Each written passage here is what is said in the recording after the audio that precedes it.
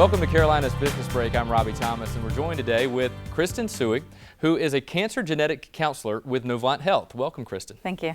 We're talking today about breast cancer and what specifically it means to be at risk. Tell us about that. Well, every woman has about a 1 in 8 risk to develop breast cancer in their lifetime.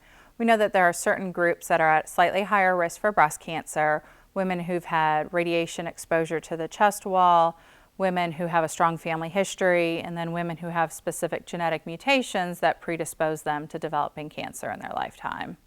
So what resources are available to someone concerned about their risk? Anytime a woman has a family history and they're a bit more concerned, it's always good to have a conversation about that.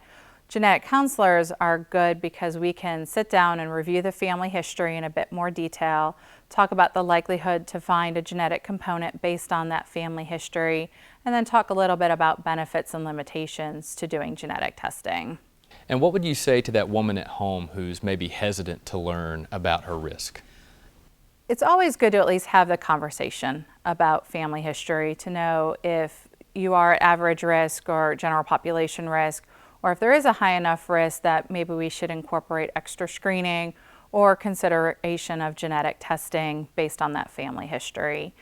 Health insurance, there are good protections, but it's always good to at least have the conversation about genetic testing before the test is done so that we can kind of talk a little bit more about what they're going to do with that information and how it might impact other insurances like life insurance. And quickly, there was a website you'd like to share. What is that? That is novanthealth.org/cancer risk. Great, Kristen. Well, thank you very much for joining us. That's it for this edition of Carolina's Business Break.